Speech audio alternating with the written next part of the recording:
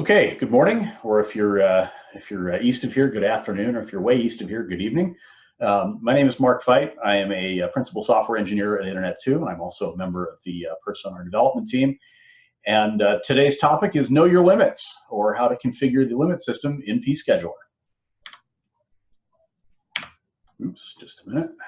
There we go. I want to start by letting everyone know that some of the material in here is kind of considered advanced.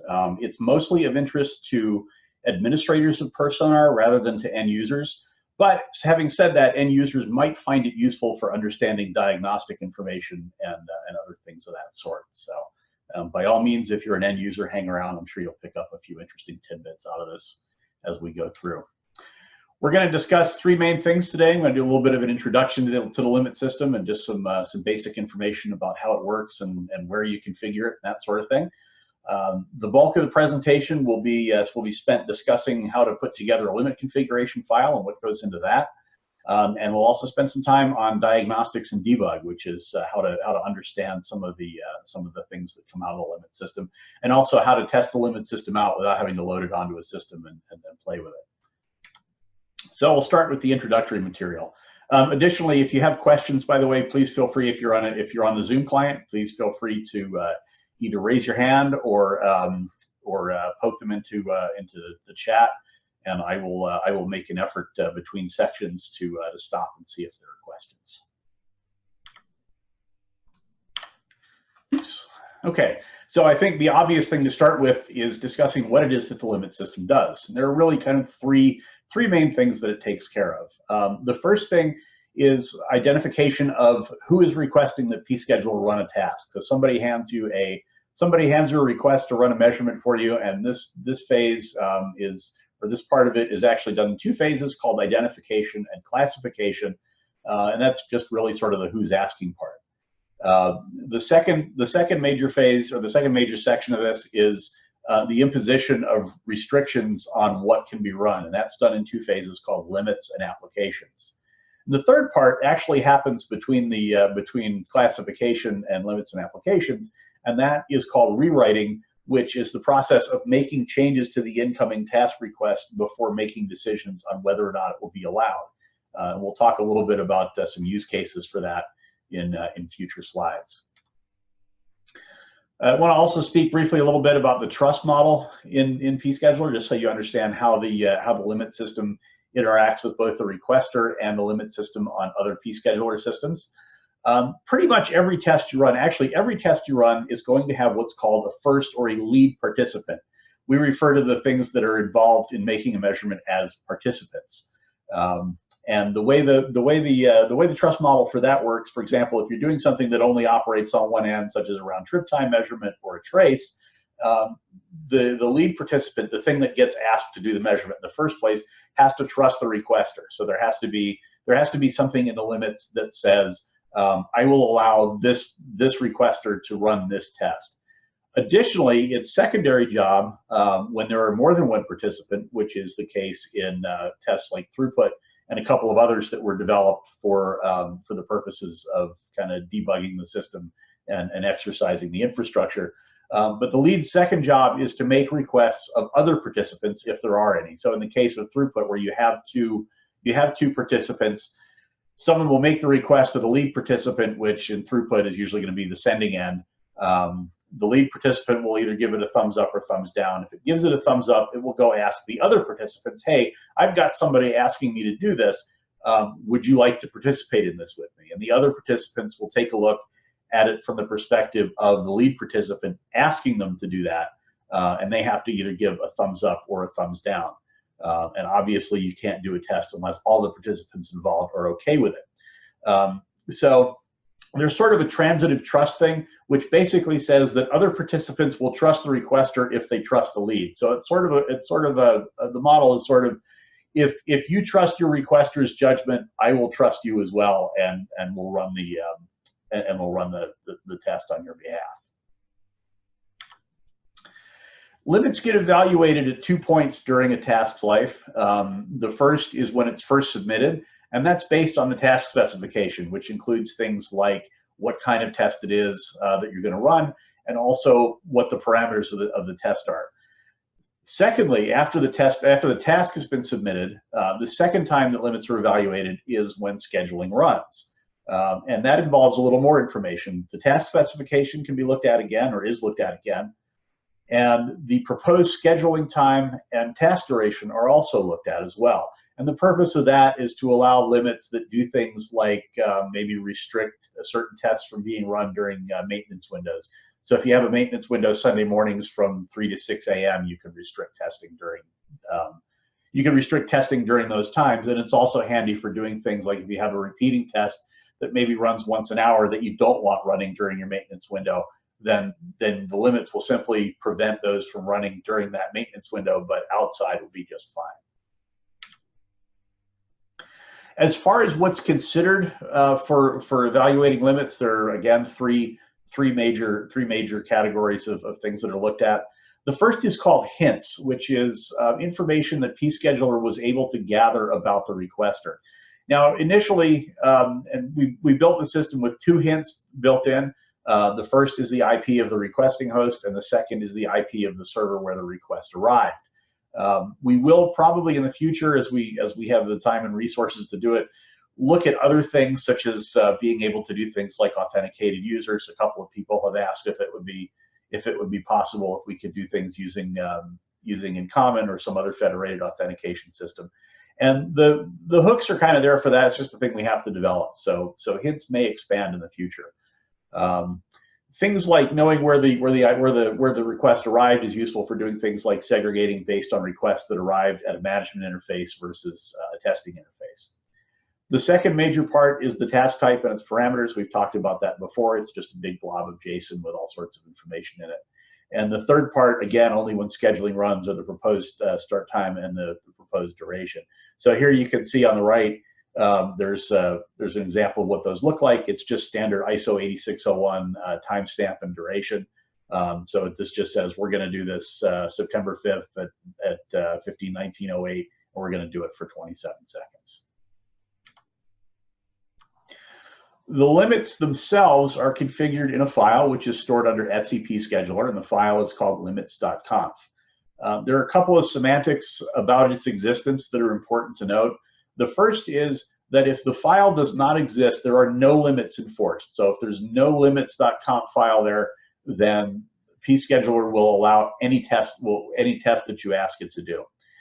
If the limit file is present but is invalid, then no tasks will be allowed at all. And that's that's more of an error on the side of caution type thing, so that if you had a limit configuration that was fairly locked down, you don't go into a situation where all of a sudden you're really permissive because there isn't a valid one. When you make a change to this file, it will take effect within 15 seconds of a new and valid file being installed. So if you put something in, you just have to wait 15 seconds. It's just sort of a value that we have hardwired into the server to catch up with that. The file itself is JavaScript object notation, or JSON. This is kind of my standard single slide on JSON. If you're not real familiar with it, probably most people here are. It's a lightweight text-based format for doing data interchange. It's really easy for humans to read and write. It's also really easy for machines to parse and generate, which is why we use it so much. There is an established standard for it called ECMA 404, and pretty much everything you need to know about JSON on one page can be found at json.org at the link shown down at the bottom of the page. One of the things that's important to do before you install limit configuration is to validate it. And you can do that, or you can even do this after you've installed it. And as either root or pScheduler, you can issue the command pScheduler validate limits, and it will go through and it will take a look at the installed limit configuration file, and will tell you either that the limit configuration is valid or it will tell you that it's not valid. So you can see in the 2 examples on the slide there, the second example, I injected an invalid character in there that made the JSON invalid, and that's what it complained about. Additionally, you can check the validity of any arbitrary file, which I strongly recommend doing before you install one. And that's, you just do pScheduler validate limits and you add the path to the limit file, and you'll get the same sort of messages. That you could actually do as any user on the system. Doesn't have to be root or pScheduler, but you're probably going to be installing it and need to be root to do that anyway. So I think I'll take a pause here to see if there are any questions, and if not, we'll press forward.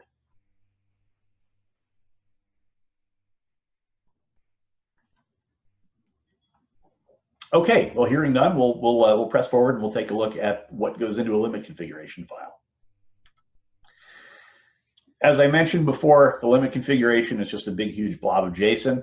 I have taken a valid limit configuration file and compressed it down here into its major parts, leaving out all the internal gory details.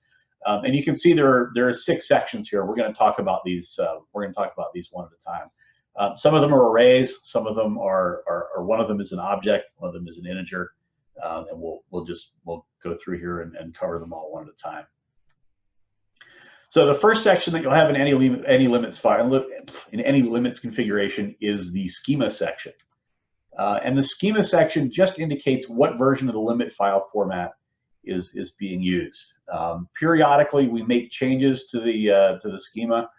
So far, all we've ever done is add to it. So we haven't ever changed the semantics of anything. If you don't provide this, it will default to version 1. The current version is version 2, and this is covered. The current version is listed in the documentation. I believe it is. If it's not, please feel free to point it out, and we'll get that fixed. But schema version 2 has all the latest features. So it's just a single integer that you put into the file. The second part of the limits file is called the identifiers section, and that's where we figure out who's doing the asking.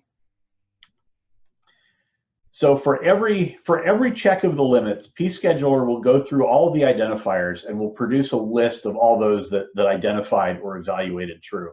If that sounds a little obtuse, the meaning should come clear in a minute. Identifiers are based on what's in the hints that we talked about earlier. So the IP where the request came from, where it arrived, and the other vaporware that we might do in the future. And the way the section works, it's just an array. It's an array of JSON objects. So you can see on the top line here, it's just an array of identifiers. You have 0 or more. And each identifier is a little JSON object that has in it a name, which has to be unique. It has a description, which is just a free-form bit of text that you put in there for your own consumption so you can remember what you were doing later. And then you have a type and you have data. There are several different types of identifiers, and we're going to talk about what those are in a minute. And each identifier has its own block of type-specific data because identifiers look at different things and they need different input to operate. Finally, down at the end here, we have a thing called invert, which is optional.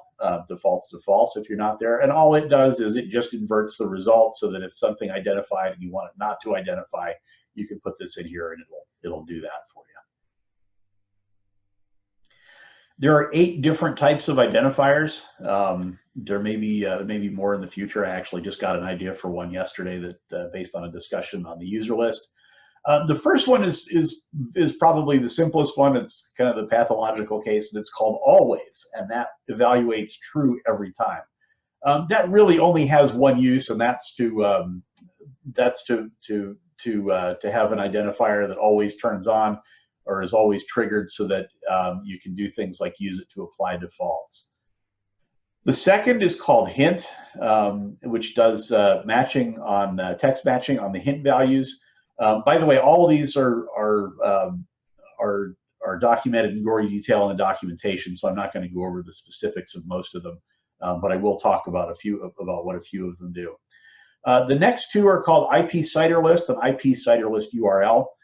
They both do pretty much the same thing. They both determine whether or not the requester's IP address falls within a list of provided CIDR blocks.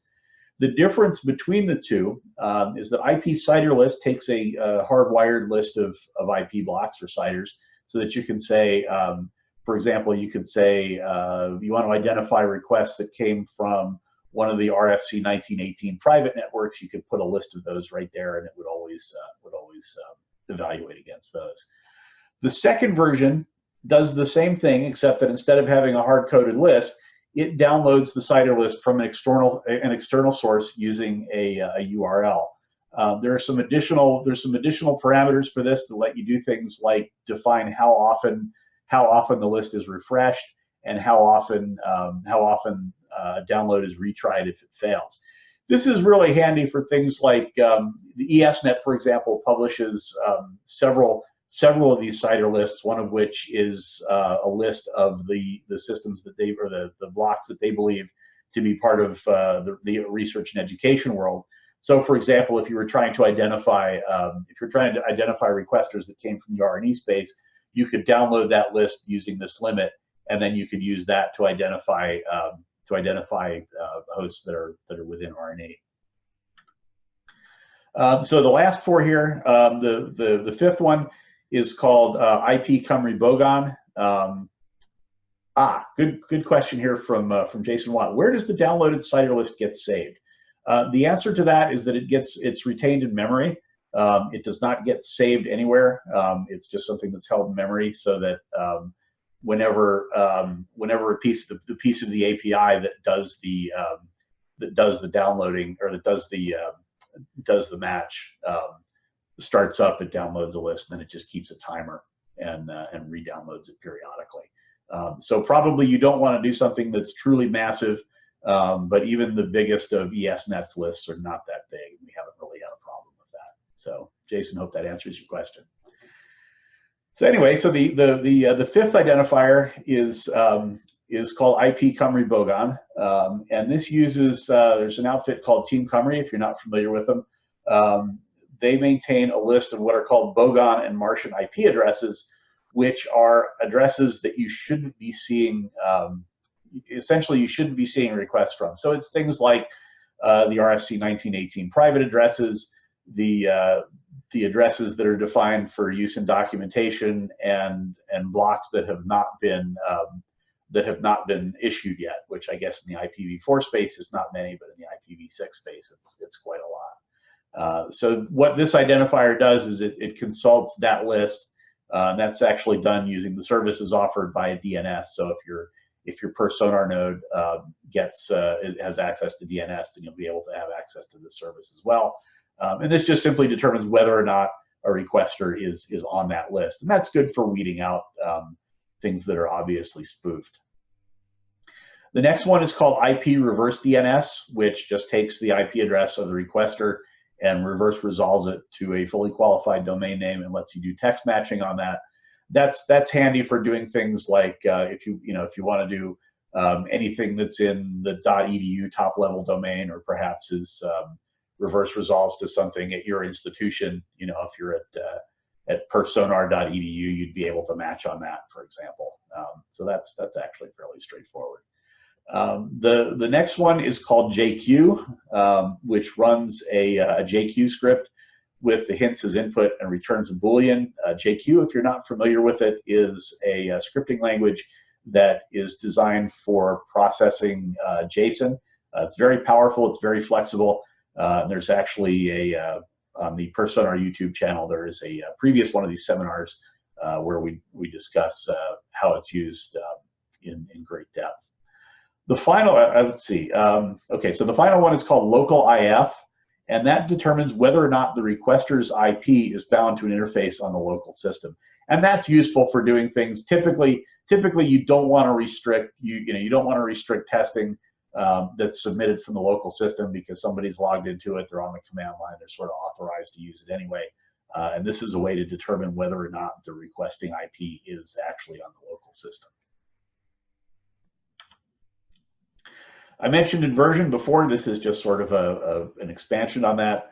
Just changes the result of the identification from true to false, or from false to true.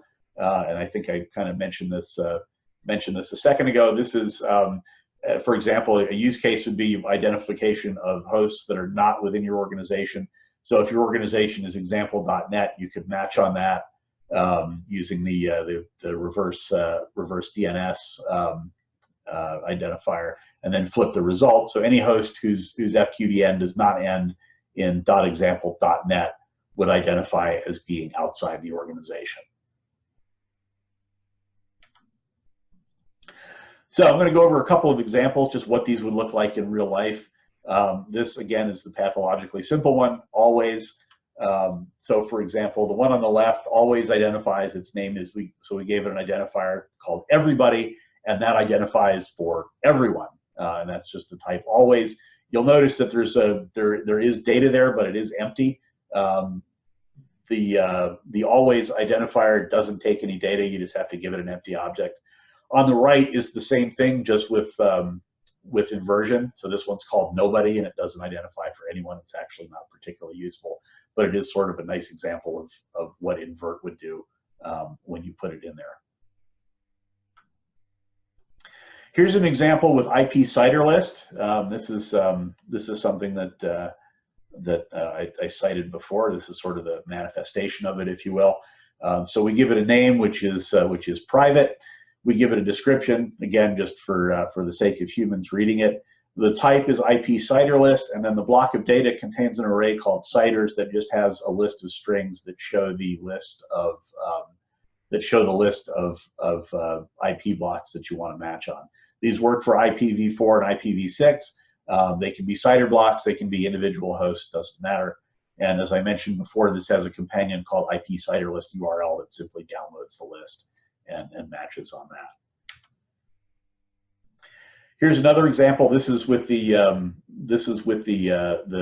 identifier, and this one is for identification of what the local site might consider to be non-management interfaces. So its type is JQ, and then the data is what we call in pScheduler, we call it a pScheduler standard JQ transform. And this is the contents of that are discussed in detail in the JQ seminar. But what we do with this is we pass in in the arg section, we pass in a thing that gets turned into a variable called management IPs, where we have a list of the IPs on the machine that we consider to be management interfaces. And then the script just goes through all of them. .server is what comes in. There's a .requester and a .server that come in as part of the hints that you can query with this. And again, the details of this are covered in the documentation. But we go through all the management IPs. We determine whether or not any of them match, and then we invert the result, and what comes back is Boolean. So essentially, any request that comes in on a server IP that is not either of these gets tagged as being a non-management interface. And this is something you could use to reject tasks that are not requested on the interfaces where you'd like them to arrive. I'll take a quick pause for questions if anyone has them, and if not, we'll go on to the next section.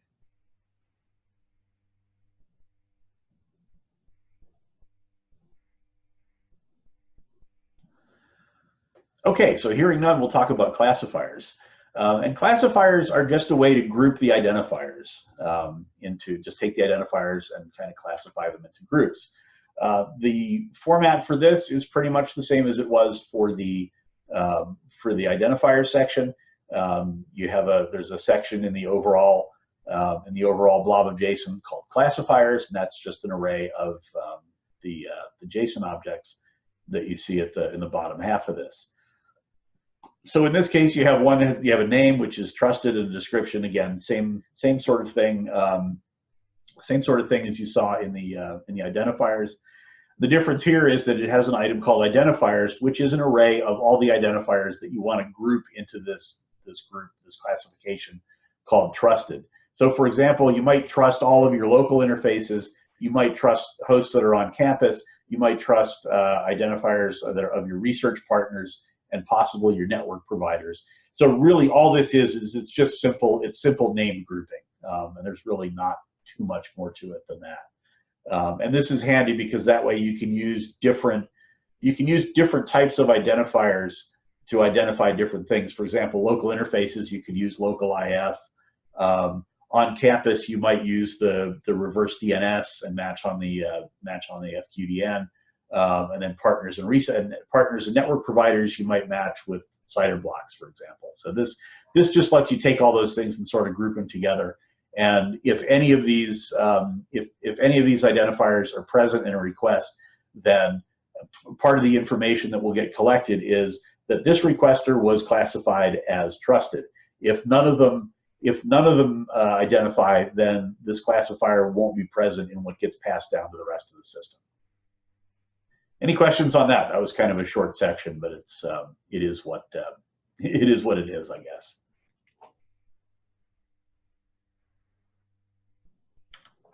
Okay, so the next thing that happens after identification and classification is called rewriting, and rewriting is essentially just making changes to the request as it comes in. This is done in a section called rewrite. Don't everyone fall over at once after figuring that out. And what its job is to do is to make in-place changes to the proposed task as it comes in. This is done using a JQ script, and it happens before the limits are applied. Input to the script are the task type, which comes in as .task.type, and again, this is kind of JQ speak, and the specification, which is .task.spec. And what's in here is, again, a standard, it's a standard pScheduler JQ transform. This, I'm going to show this in a little different format. There are actually two valid formats for this. You can either put the script in as a single string, or as I'm about to show you in the examples, you can also do it as an array of lines, and that just makes it easier to read and edit and so forth. Because one of the things I discovered really early on is that once the script got long, it got really unwieldy to deal with as a single line. So here's an example, and this is actually something that ships in the limit configuration that we ship with the toolkit, which is for throttling of what we consider non-friendlies to 50 megabits per second. This was kind of, if you've been with perfSONAR a while, you'll probably remember that there was an item in the BWCTL limits configuration that said, you know, that for certain addresses you should limit throughput to a particular value. One of the things that I never really liked about that was it was sort of surprising. If you didn't know what was going to happen, then you know, you might look at it and go, "Why am I only getting 50 megabits per second here?" Not knowing that you were throttling. So this is an entire rewrite section with a single script in it that just does one thing. You can actually make a much longer script that does lots of things, and that's again discussed in the JQ seminar. But I'll go through this real quick just to kind of show you how it all comes together. Most of these constructs will be pretty familiar. The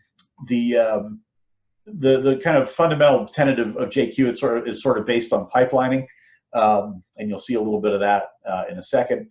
So you can see here in the script, we just make a decision. We say if the task type is throughput, and if the bandwidth value in the spec is either null, which means none was specified, or it's greater than 50 million. And here's where it gets fun. I'll explain this in detail in a minute, but the and here just basically says whether or not we've classified the requester as friendlies. So this first highlighted function classifiers is a special function that's provided by the rewriter that you can use for yourself to make these decisions. So this just checks to see if the friendlies category or the friendlies classification has been met, and it inverts the result if not. So essentially, if all of this has come true, then we take the bandwidth in the test specification and we set it explicitly to 50 million. Additionally, once we've done that, we call another special function called change, which is a way of making a note in the diagnostics about what happened. So in this case, we're just made a note that says we throttled the bandwidth here to 50 megabits per second. And someone looking at the diagnostic information for a particular run will see that happened. So if they're looking at the results and they're kind of scratching their heads about it, and they go look at the diagnostic information, the light bulb will go on and they'll go, "Oh, okay, this was changed for me for some reason, and maybe I need to go talk to the administrator and see if I can get that limit lifted." Here's another example that's probably just about as complex, I suppose, but in this case, we're going to use it to force latency testing onto a particular interface.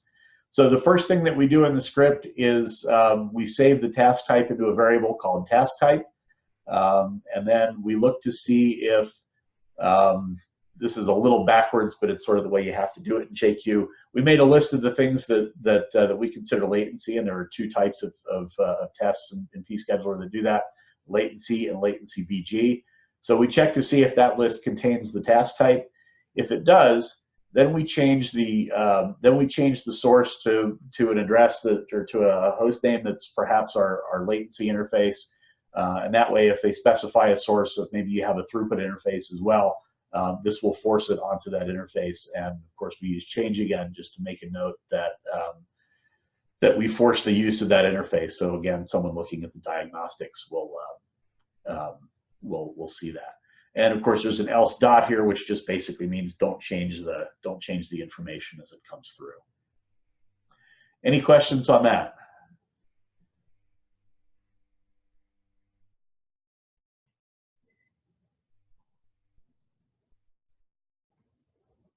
Okay, well, hearing none, we'll start to look at restrictions, and that's done. These are defined in the next section of the overall JSON, which is called the limit section. Once again, the format is going to be pretty similar. It's just a list with a bunch of objects in it. Now, this section describes what the limits are, but it doesn't describe how they're applied, and that's really sort of important because these get used as tinker toys in the application section that we'll see next.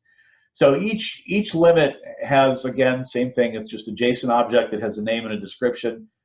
Limits have types and data. And again, these are specific, the types are specific to limits, and the data are type specific, so different types of limits require different parameters to work.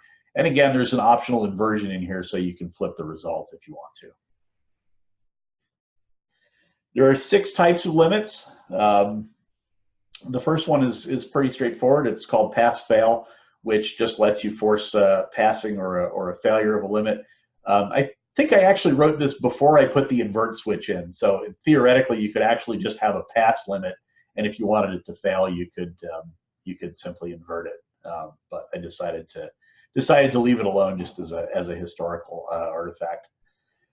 The next 2 limits, called run date range and run schedule, are for checking schedule runtimes, and these only apply when scheduling runs.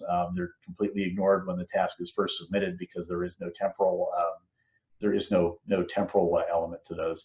So run date range just to see whether or not, checks to see whether or not the scheduled runtime, or the proposed scheduled runtime, I guess I should say, falls within a specified range of time. So for example, you might want to say if you had a limit called, I don't know, summer semester 2018 that started, that started at midnight May 15th and ran until midnight August 15th. You could check to see that if a proposed runtime fell within that, and you could use that to say yes, it meets that limit, or no, it doesn't. Run schedule is similar, except that instead of checking ranges outright, it checks individual attributes of the runtime. So for example, you could say things like the 3 o'clock hour, or Tuesdays, or any combination of those. You get pretty much everything that you get out of a date stamp. So you can look at years, months, days, day of the week, hours, minutes, and seconds. And that's useful, for example, like what I discussed before, where you're trying to check and see, for example, if your maintenance window from Tuesdays from 3 to 6 a.m. Is something that you want to limit on. This is what you would use to do that. As usual, we've got one called JQ. JQ figures a lot into pScheduler, largely because it provides a lot of end user programmability without us having to develop a whole lot of really complex code. And what the JQ limit does is it just takes all the information that it has available. So it'll have the task type and the specification and scheduling information. It'll pass that through to your script. Your script can go make decisions on it, and will return either a Boolean true or false, whether or not it wants to approve it, or it might contain a message explaining what the rejection reason is. The next one is called test type, and this one also predates JQ, and this just determines whether or not the test type is in a specified list. This is actually a little faster to run than JQ because there's no script involved. And all that does is it just checks to see whether or not you might have a list of tests like maybe round trip time and latency, for example, and you can check to see whether or not the proposed test falls into that category. The last one I'm actually not going to discuss. It's called test, and it uses a pretty complex and sometimes obtuse JSON structure to test individual test parameter values. This is probably going to get deprecated in a future release, probably not in 4.2, but probably 4.3, because just about all of it is better done with JQ. It's just so much more flexible, and you can do a lot more with it. So while this is covered, all these are covered in the documentation. I'm not going to cover this one because, as I say, I think it's probably going to go away at some point. So here, for example, is a limit that checks to see whether or not a test that is being proposed is harmless or innocuous. So the way this works is it uses the test type limit that we talked about before, and you provided a list of tests. Now, in this case, you might be scratching your head a little bit, and you go, well, wait a minute, the throughput and idle EX test, I'll explain what that is in a second, are actually tests that, kind of are they strain the resources on the system. Well, this is true, but you'll notice a couple lines down, we invert it so that actually sort of by inversion, we just list the tests that we think are harmful, and anything else that's not harmful or anything else that doesn't fall into this list is considered not harmful. So throughput's fairly straightforward. It kind of locks the machine down for a little bit and makes lots of traffic in the process. Idle EX is a variant on a test called idle that does absolutely nothing. The EX variant is one that does so exclusively. So, and it was something that we wrote as a way to exercise some of the infrastructure without having to have a real network tool behind it. But it is still considered harmful, so I put it in that list. So hopefully that makes sense to everyone. Here's another example, and this kind of goes along with a use case that we discussed earlier. So this is things that are outside of a maintenance window. So in this case, we have maintenance windows Wednesdays and Saturdays during the 2 a.m. hour, and again from 4 to 8 a.m.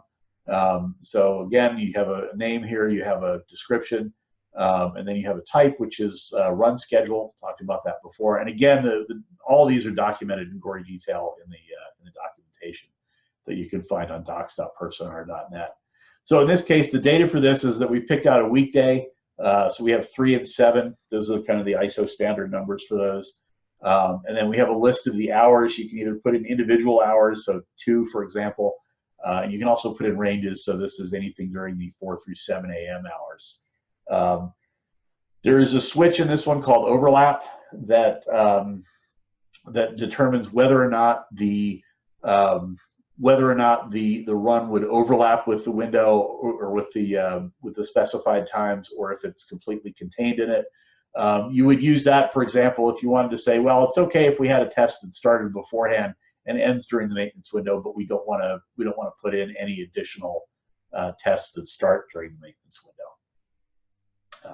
So there's kind of another example of that. So anyone have any questions? I'll take a pause for those.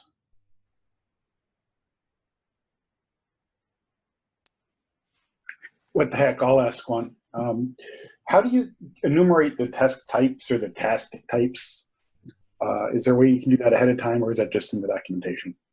Well, there is actually a command you can run on the command line. It's called plugins. You say pScheduler plugins, and you give it a type, and it will list all of the installed plugins on that host.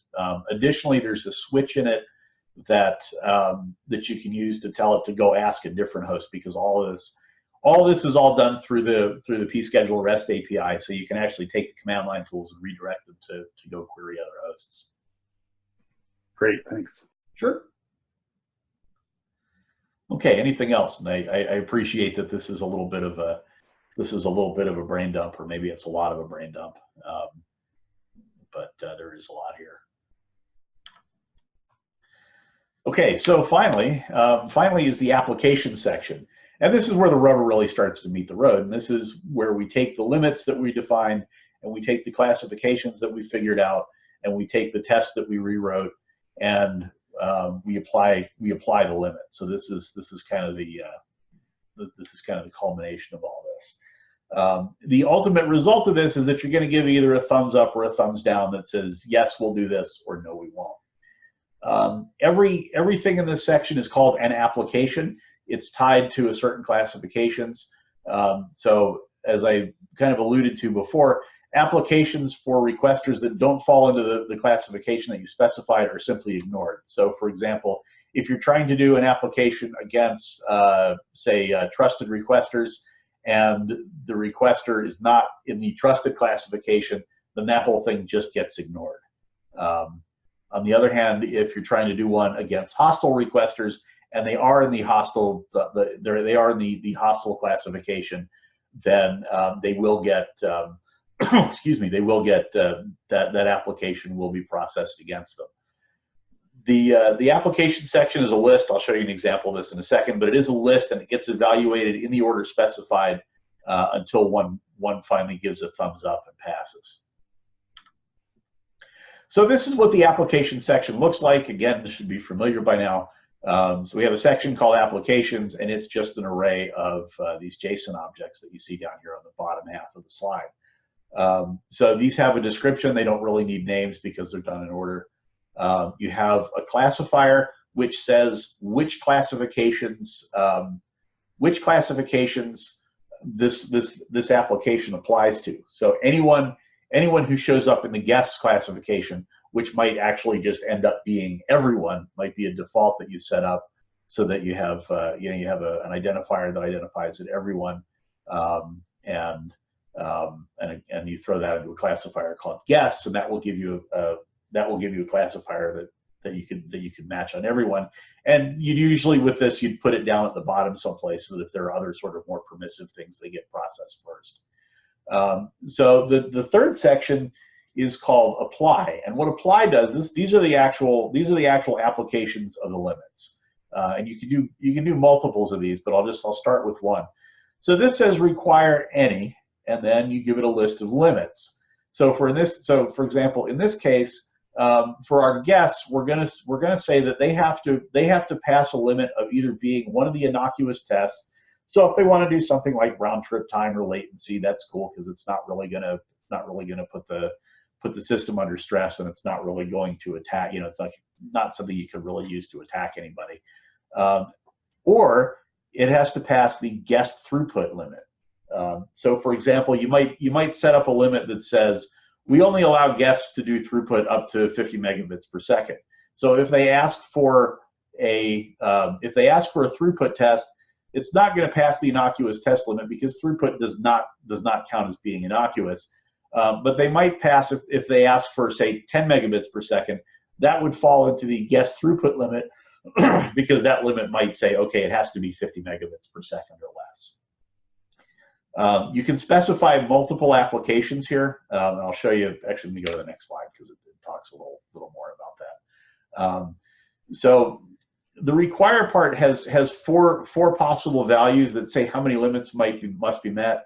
And those four are none, one, any, and all. So exactly 0, exactly 1, 1 or more, or all of them. So you can do sort of various levels of restriction for how many of these have to pass before you give a thumbs up. If there are multiple apply items, or there are multiple items in this section, then all of them must pass for the application to pass. So you can really do kind of really kinky things, like you can say one of these, none of those, all of these, and you can really come up with all sorts of weird combinations of things. Typically, at most, I think probably the most I've ever done with one of these, just even during experimentation, is having 2 apply sections. But the potential certainly is there to do a whole lot of really complex things with it. But as I said, I think probably, for the most part, you'll probably just be requiring one of these.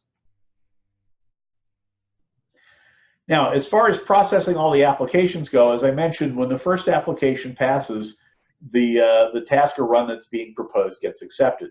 So you might have a whole string of applications in your application section, and the first 2 might pass, and you get to the third one, you get a thumbs up, and at that point, the processing stops because something has said, yes, I have found a combination of things that I am willing to allow.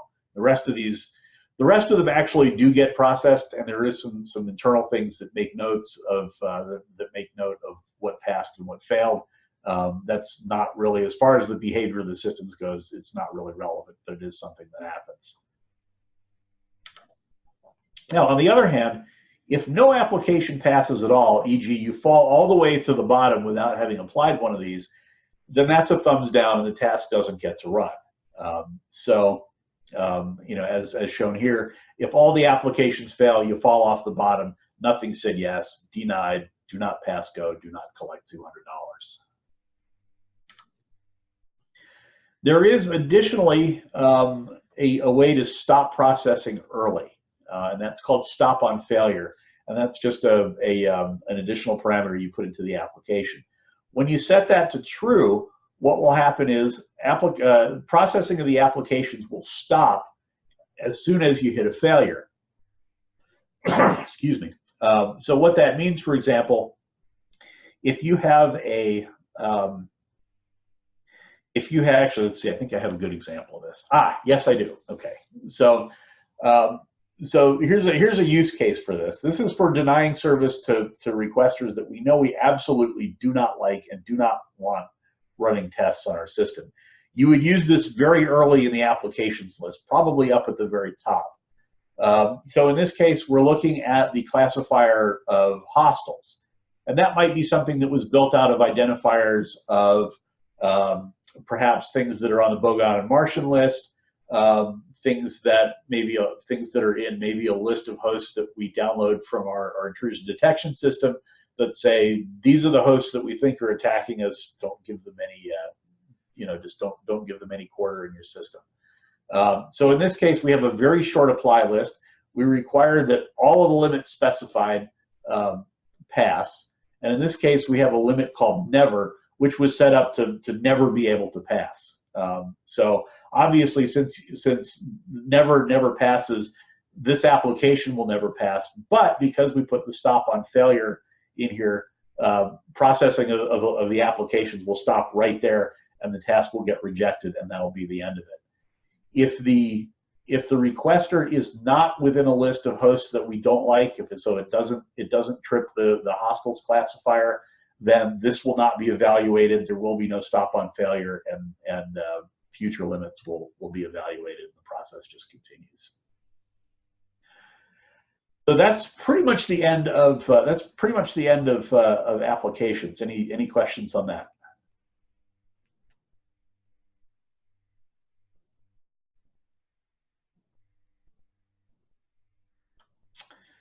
Okay, so hearing none, we'll press on to diagnostics and debug, which is where the fun really kind of starts. And I would encourage everyone, by the way, if you're working on a limit configuration for your site, some of the stuff that I described here is a great way to accelerate that process and to kind of cut back on some of the trial and error that you might have to do while you're developing your configurations. So as I've alluded to before, the obvious way to test out a limit configuration would be to install it and try it out. It's also kind of the hard way because you have to put it into the system, and you have to go find hosts that might that might be accepted or rejected, and that's sometimes can be a little difficult. Like, for example, you probably don't have an access to a host that you would consider to be hostile. So the other way to do this is to assemble all the parts and run it by pScheduler kind of in an offline mode. There are 4 things that you have to put together. There is the limit configuration that you're testing, and in this case, I'm going to use the one by default that ships with the toolkit. There is the task that you want to propose. There is a set of hints, which is optional. If you don't provide that, it will simply assume that the requester was 127.0.0.1 and the same for the server. And also optionally a proposed start time and duration, so that if you're testing out limits that operate against things like time ranges or specific attributes of the time, like minutes or hours, that sort of thing, you can provide that as well. If you don't provide that, then nothing that's temporal gets evaluated. So the first part of doing this is exporting a task so that you have something to work against. You can write the JSON by hand if you're familiar with it, or you can do it my way, or the lazy way, which is to use the task command and a special switch that comes with it called export. And what the export switch does is it just tells it, go make JSON, but don't do anything else. And other than that, it's identical. So in this case, we're going to export a throughput test. We're going to say the destination is 192.0.2.45, and the bandwidth is 2 gigabytes, and we're going to redirect that out to a file called task.json. So what gets produced by that is shown on the right. It's fairly straightforward. It's pretty easy to pick apart what it is and where all the parameters went. So you have a schema version, you have a test specification, which has a type, which is throughput, and then the test spec itself, which has all the parameters that we put in. So again, that's fairly straightforward. You can do this with any test type you want, and as I said, it doesn't make pScheduler do anything other than just take your command line switches and translate to the JSON. Next thing we need to do is we need to create a hints file that has a requester and a server in it, so who asked and who's being asked, and we'll save that in a file called hints.json just for example. If that's not provided, as I said before, the values for both will default to 127.0.0.1. Now, usually when I'm doing a seminar like this, all the IP addresses you've seen before come from the RFC 5737 addresses because they're bogus and they wouldn't ever be confused with real IP addresses. The requester and the server that I put in here are actual valid IP addresses, even though they look like they're just sort of something that I threw together, which they actually are. But what I didn't want to do was when we run this test, I didn't want to feed it something that was definitely known to be bogus and would get rejected out of hand. So this sort of simulates this. You can obviously use whatever addresses are appropriate for your system or for the case that you're testing. But usually, I just thought I'd point that out, that these are actual real IP addresses. So the way you test out a limit configuration is you use the pScheduler limit diags command. That has a bunch of switches, takes one argument down at the end. You can see there it says task.json. All 4 of the switches that you see are optional. The first 2 are a start and a duration, which are the proposed start time and the proposed duration. You either have to provide both of those or neither. If you provide neither, then it just tests based on the task parameters. It doesn't do anything in terms of what time it's going to be. So anything temporal in your limits file won't get exercised. The third switch you see there, hints, just says go get the hints out of a file called hints.json. You can actually provide the raw JSON right there as a command line argument. The @ sign as a few other things in pScheduler do will just go fetch the argument out of a file instead. And then finally, the config file. If you're testing out a file called testlimits.conf, for example, that just says this is the path to the config file. And as I said before, finally you have a pointer to the file containing the task. So what you get from this for diagnostic output is almost the same. It's almost identical to what you see if you're looking at the diagnostics for a run that's already happened. So you'll see in this case, because we specified a start time and a duration, we'll see for the task starting at how long it lasts. You'll see the hints that came in. The next 2 things that you'll see are the identifier and the classifier. So in this case, we identified as everybody because the stock limits file has in it an identifier called everybody that always matches. So every request on the face of the planet will be identified as everybody, no matter who makes it. And then we have another classifier called default that just includes the everybody identifier. And the default classifier is something that gets used if you look down at the bottom to apply restrictions to anybody that hasn't been given special permission to do anything else. If the rewriter made changes, now you may recall that when we exported this task, we asked for a bandwidth of 2 gigabits per second, and as it happens, the limitations are set up. The rewriter is actually set up so that if the requester is not classified as one of our friendly requesters, it will throttle the bandwidth back to 50 megabits per second. So it does that, and it makes a note in the diagnostics that it happened. There are a few things that don't produce output in the diagnostics. So here, for example, is an application for the hostels. And this is pretty similar to what we discussed a few minutes ago. So we have a description. We just say persona non grata, and we apply it to the hostels classifier. And this application you've seen before, it's sort of the impossible to pass one. And here we say stop on failure is true, so that if we get a hostile, we just give them an immediate thumbs down and kick them out the door. This application, what I'm going to show you in a couple of slides here, is what the diagnostics look like for the applications. So even though this is present, because it doesn't apply, there are no diagnostics that are shown for it. So you can assume that if you don't see diagnostics about a particular application, that it was not applied because none of the classifiers that it requires were activated. Here's the second thing. This again is straight from the stock configuration. This is hosts that we trust to do anything. So this is anybody that's been classified as friendlies, and this is sort of the opposite. This is sort of the opposite thing. We require all, and we have a limit called always that is always true.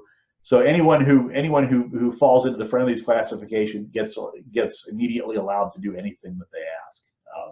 But again, because our example IP address that I used before does not fall into this category, there will be no output for this one as well. So thirdly, these are the defaults that we apply to non-friendly hosts. And in the limit configuration that we ship with the toolkit, this is the last thing. So we apply that to our default classifier, which is kind of always turned on because everyone always falls into the default classification. This is down at the very bottom. It's sort of a last gasp thing. It says, all right, let's see if this requester who he's not been kicked out because he's hostile, and he hasn't been allowed to do what he wants because he's friendly. Let's see if he's done something that we're okay with for guests. So in this case, the requester does fall into the default classifier, which turns this one on.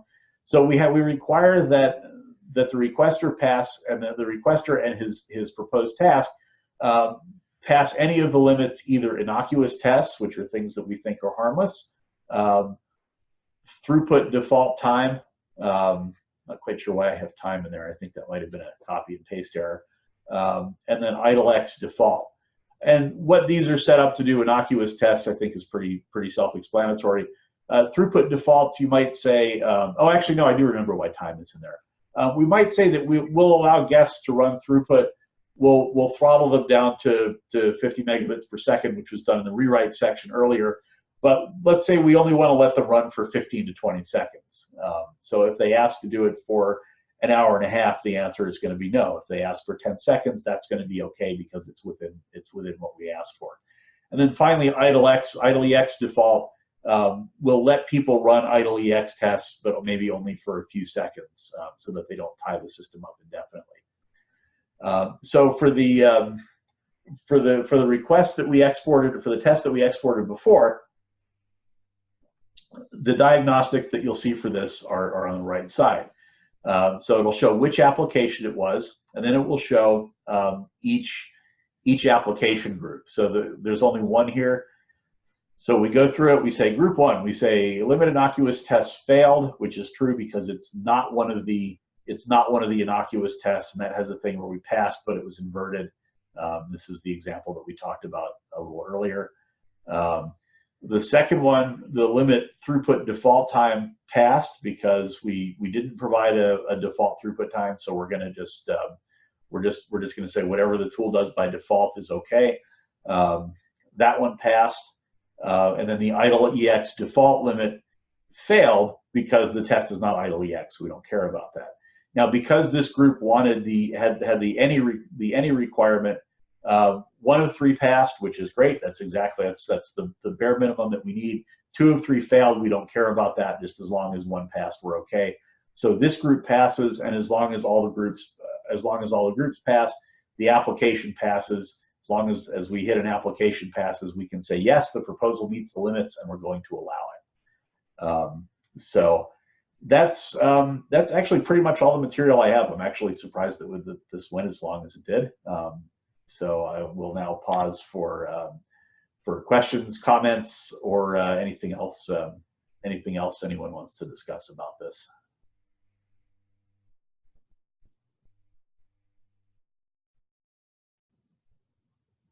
Quiet crowd.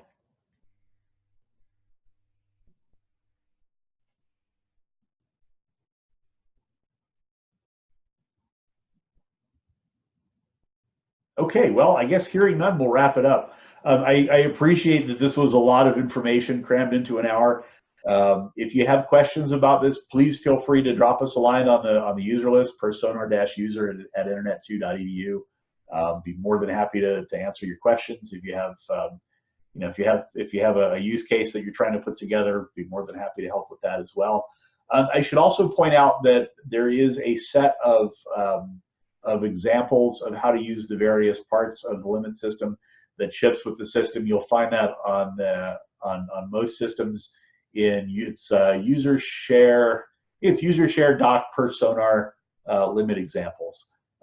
Those files are not intended to be just dropped in and used. They're really just examples of the various pieces, but you might look into some of those for inspiration as well. Okay, well, hearing nothing else, I will wrap it up. I'd like to thank everybody for coming. This has been recorded and will be available on our YouTube channel probably sometime in the next week or so. Thanks a lot.